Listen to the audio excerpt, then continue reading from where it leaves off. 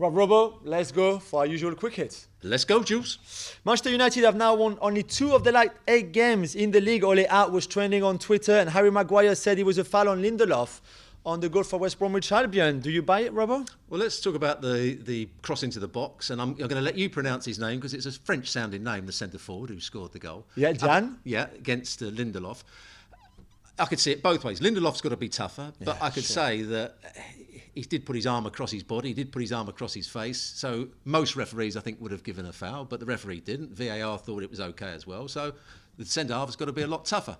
As for Ole Gunnar Solskjaer, I still doubt his credentials as a top-quality coach, but you have to say he's got the team playing slightly better than they were earlier on in the season. Yeah. They're not a team that they look as though they're going to get into the top 4, which was probably their aim at the start of the season.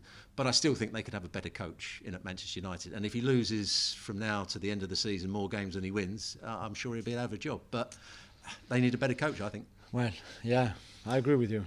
Jules, Manchester City extended their winning run to 16. They destroyed Spurs. You thought it was the perfect performance, didn't you?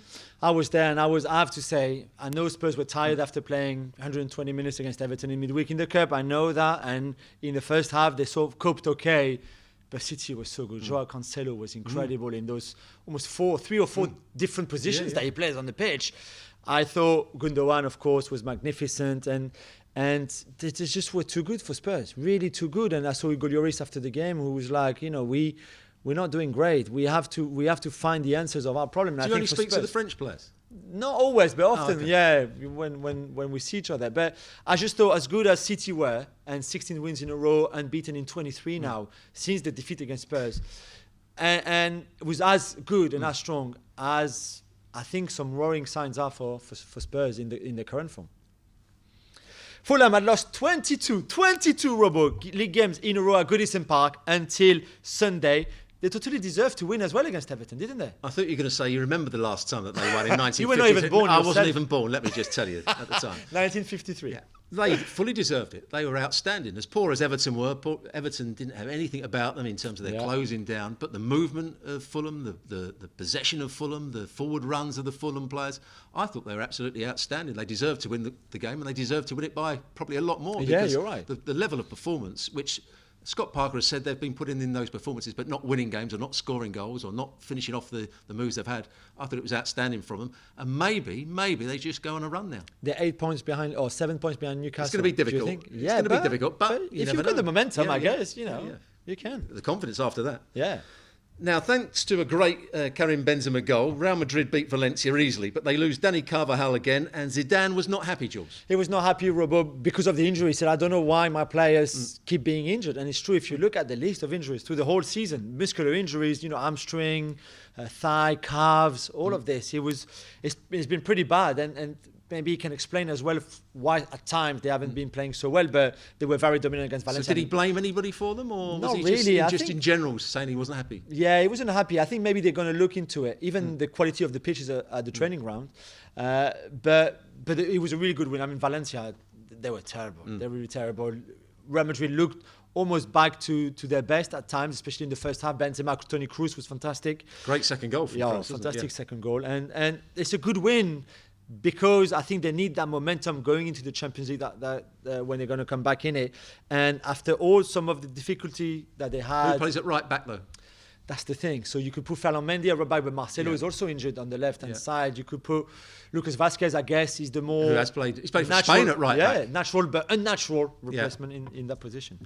Arsenal beat Leeds 4-2 thanks to... Aubameyang hat-trick, his first one ever in the Premier League, which I was surprised to learn. Robo, Marcelo Bielsa said that Mikel Arteta prepared the game better than him. Do you agree?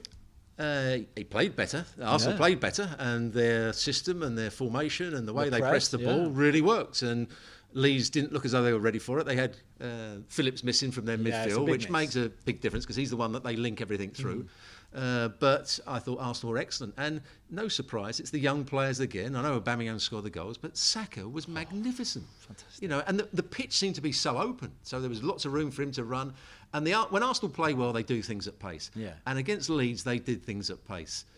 Emil Rose-Smith, likewise, he was running with the ball at pace, playing little balls around the corner. Aubameyang was making runs in behind. Saka was coming in off the touchline, off that right-hand side, making things happen. The fullbacks were getting forward. I thought it was a great performance from us. And Odegaard played well as well, playing in that number 10 for his role. debut, as a first start. It was pretty impressive. Now, Jules, the Atletico struggled at Granada, but still managed to get a win after dropping points against Celta Vigo. It's a big win, Robo, because Granada is a tough place to go. They didn't play well, I thought, but they got the points. You know, Correa scores late after they were paid back 1-1 from Granada. So when you say it's a difficult place, it's a bit like Stoke City on a Tuesday yeah, night. although it was really sunny on Saturday, and it looked quite warm. They were all short sleeve. I was like, wow, I was freezing myself in Manchester, but they were good. But it's finding those ways, and I do think they're going to win the league, and they've got a game in hand, and they still were above Barcelona and Real Madrid. It's just the way they find those goals. Even when they don't play well, he's got a few options. Cholo Simeone, of course, he uses them well. We saw Marcos Llorente once Kondogbia was taken off, playing a bit more higher up on the pitch, where he makes a big difference, and he scored the first goal. And I just thought, again, you look at them, although they drop points against Celta, I'm not sure much can happen to them this season, really. And I suppose it's in a way, it's good to see a manager keep going. Even when they have a season where you think, maybe this is the time for him to go. Yeah. They keep with him, and now it looks like they could win the league. You're right. Leo Messi scored a fantastic goal against Alaves to show that he and Barcelona are certainly ready for the clash with PSG, Robo. It was a good performance. Good performance from him. A couple of great goals as well throughout they win the game. They scored 5 goals. They looked dominant. They looked as though they were back, not to their best, but he made 1 or 2 changes. I'm not sure it's going to be the same sort of team that plays in midweek. But on the day, Messi looked to be firing all cylinders. It's going to be a good game in midweek. Yeah, it'll be. PSG on the other hand are not playing well, even if they did beat Nice at the weekend. Yeah, I mean, I'm happy they won, Robo, but they were so poor. And I'm so worried about this game against Barcelona. I don't even want to talk about it. Why were they so poor? Just no movement, no creativity. Mbappe trying to do things on his own, but he's not as good even as he used to be in one-on-one. I would rather forget about this Nice game and just hope for the best for the game against Barcelona. Is that okay? Yeah, that's a good enough answer, yeah. Okay.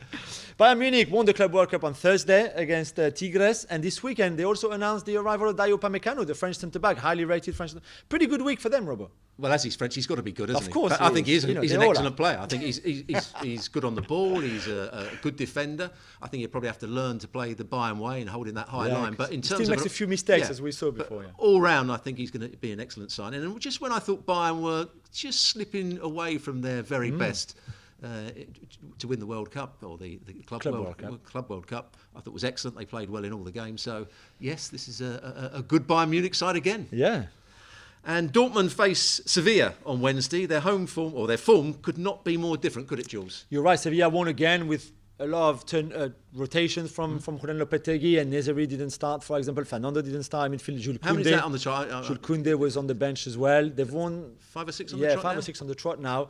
They look good. I mean, it was Huesca and it was only 1-0 win, but they knew what they had to do. They did it really good. They're on a run, as you said. Great momentum. For Dortmund, it's the other way around. What's going on? I mean, they drew.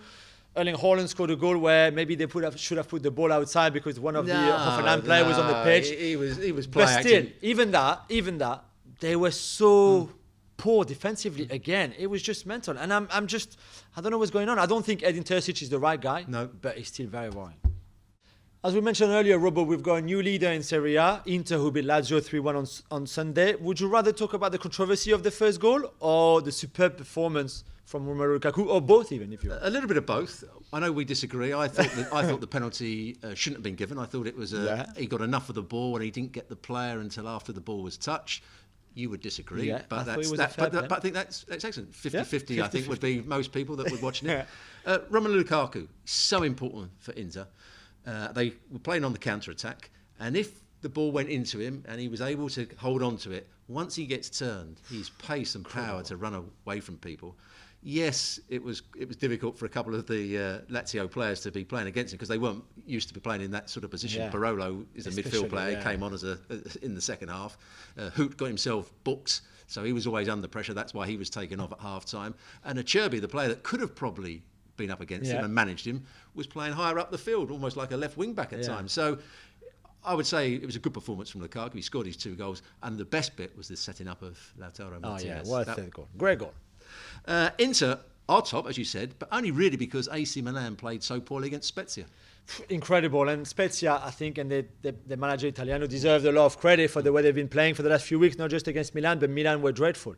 They were all dreadful. Not one of them play at this level, and they deserve to lose. And when you think that you knew that Inter were playing Lazio, that potentially they could drop points, that you were playing against Spezia, then the following weekend on Sunday there's the Milan derby, Inter against AC Milan. You knew this was a game where... And it was with all their players back, wasn't it? Yeah, exactly. This is not when you wanted to drop points. And now, I'm not sure how they're going to prepare for the game of the weekend, especially with the Europa League on Thursday. Well, thank you very much for watching ESPN on YouTube. For more sports highlights and analysis, be sure to download the ESPN app. And for live streaming, premium content, and let's not forget as well, ESPN FC 7 days a week. Subscribe to ESPN+.